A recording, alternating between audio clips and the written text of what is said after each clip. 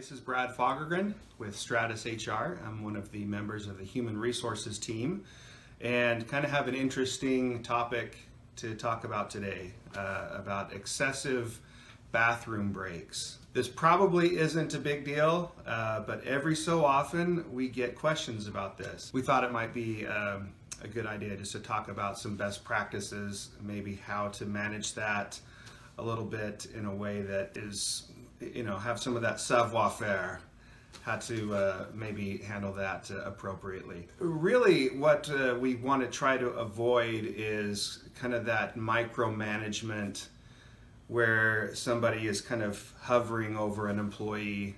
And at the same time, we want to make sure that productivity is happening, that the employees are keeping up with their workload and things are getting done, and that employees aren't necessarily taking advantage of the employer by taking too many breaks. And so what I think is the best practice with kind of managing these bathroom breaks is if you do notice an employee that is out in the bathroom taking frequent bathroom breaks, if it becomes a pattern, let's say it's a couple of days, I wouldn't mention it. But if it becomes a pattern where it is kind of a common occurrence, I would recommend pulling the employee aside and saying, hey, I've noticed that you're taking a few breaks, and it seems like these breaks are more often than what other employees are taking. Anything that I could help with there? Any reason why we need to take those breaks? Some things to be careful with is that if somebody has a medical condition, that could qualify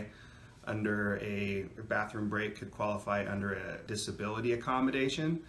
And so if the employee were to say, hey, I'm taking extra breaks because I actually have this condition and I need to use the restroom a little more often than what I would hope for. Okay, that could be a situation where we need to make an accommodation, or we could request some doctor's information so we could accommodate them with that. I like the idea of approaching it just as a break and not, hey, you're in the bathroom for too long.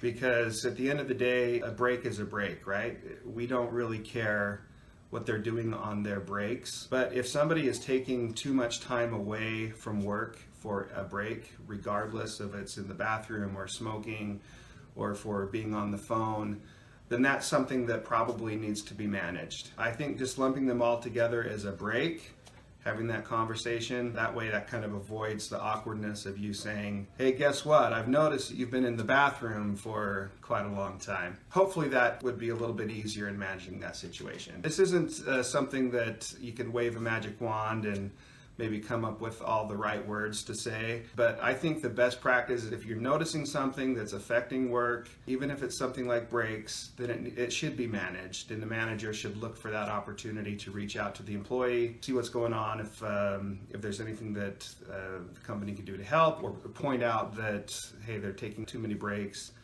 and they need to make sure they're being fair to the company.